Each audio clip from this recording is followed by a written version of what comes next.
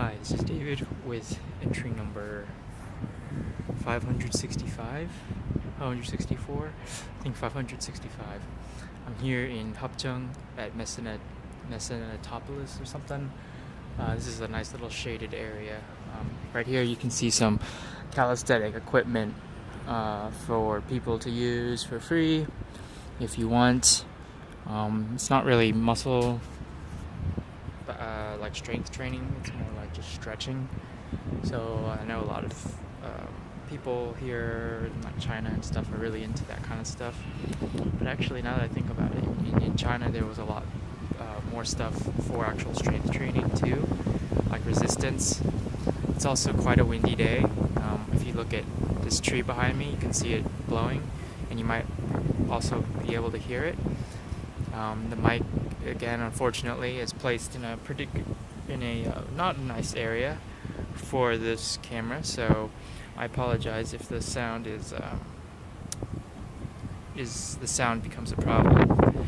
I am kind of shielding it with my hands, both hands really. So let's talk about round 3 of burgers.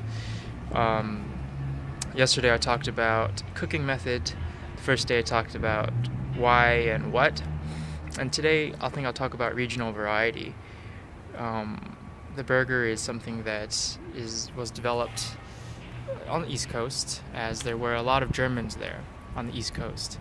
And so you had the development of something that German people would know, but also is uniquely American, putting that Hamburg steak in between 2 pieces of bread. And I mentioned last time, in the early 1900s, America went through something called the Great Depression. And during that period of time, there was not a famine per se, but a shortage of food in many ways. And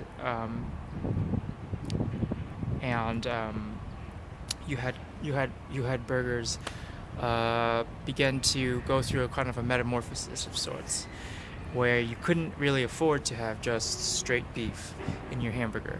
So you had to cut it, or cut back the amount of beef and add filler. And this was done in a few different ways in a few different states. Most famously, I think, in the early 1900s, in the state of New Jersey, there began a movement to shrink the burger so that people could feel like they're eating more for their money. So instead of having like a 4-inch burger bun, size, it shrank to like a 2-inch size. And they would add a little bit of onion to the meat, not to the minced meat, but while it was cooking. And they shrank it down to about this big. You can't really see, but about that big. And they just made it smaller, so people would feel like they're getting more burger for their money. But in fact, they were actually paying, probably in reality, a little more for less. And these burgers are what are now known as sliders. Sliders have their own very distinct definition, like I just said.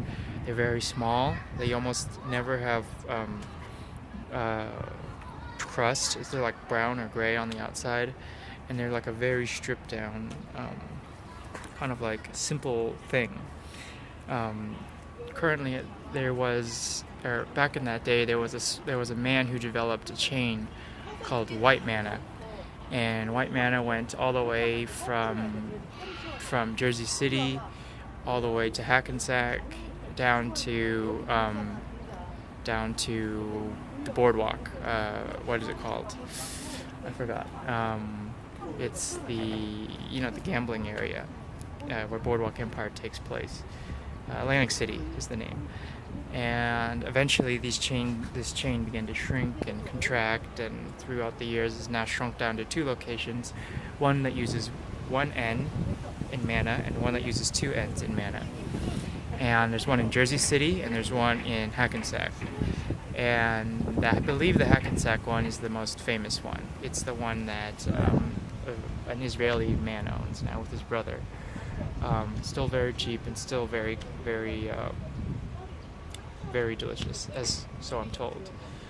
Also, they have, now if we go north into the Midwest, or if we go west and north, in Oklahoma, during the same time period, instead of, another way to stretch out their meat is they developed that smash technique. And what they would do is they would put onions on top of the burger and smash them. And this is what you see, or what's known as the onion burger. And it's Oklahoma onion burger. And it's just a giant slider, to be honest. If you keep moving west, in Arizona, they have the chili burger, which is a burger topped with Arizona or New Mexico chilies. It's not spicy, it just has kind of like a bell pepper taste. And then you could go all the way to Minnesota, and you have the, what is it called? The Juicy Lucy, which is a cheese stuffed burger, cooked in the same way as any diner burger. There's also different like classifications of burger, like pub burger, which is like a big kind of fat patty. There's like diner burgers, which are very thin. It uses like the really squishy white bun, sesame seeded white bun. There's like the gourmet or steak house burger, which is also like really fancy meat, really fancy bun, like more fancy all around, and just like a lot of different little things like that.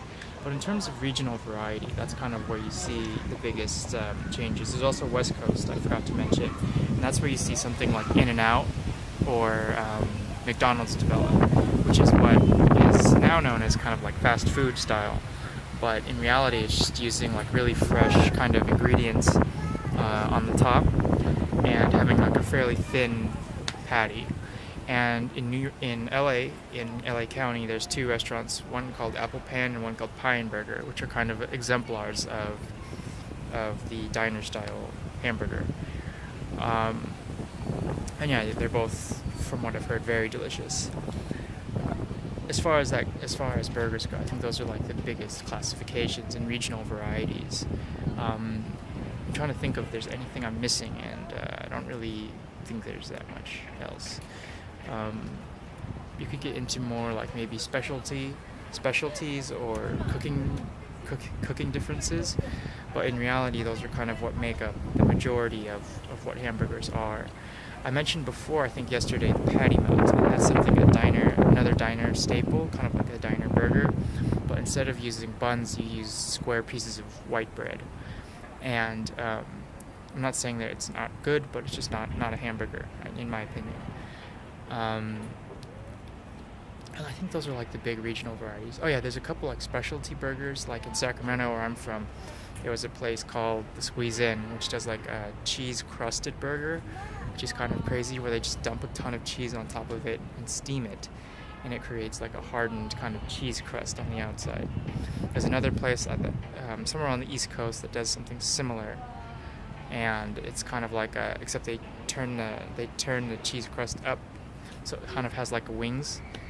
But yeah, there's a lot of regional variety in what a burger can be, and a lot of it is utilizing kind of the states or the region's kind of special ingredients, or kind of what makes that area kind of unique. And so yeah, I mean that's about it. So I'm not really sure what else there is to cover. I'll probably think of something tomorrow, but yeah, that's all I gotta say today. Let's just kind of wrap it up by saying there's a ton of regional variety, and there's obviously some things that I've forgotten in this lecture, but it really depends on kind of the area and kind of what the imagination of the. Oh yeah, I forgot. In Wisconsin, they have the butter burger, because there's a lot of dairy, obviously, in that city, and basically they just cook a burger normally, and then they put a whole bunch of butter on top of it, and then they put the bun, and it's like kind of crazy and ridiculous. I heard it's really good, and I'm pretty sure it's really good, but I've never had one, and I've never wanted to make one because I just can't bring myself to eat that much butter. If I was in the city, I would probably make one. There's a restaurant called Solly's which supposedly makes the best one. And yeah, I'd probably die a young man because of that. But anyway, that's about it for today. Thanks for watching, and I'll talk with you tomorrow. Bye.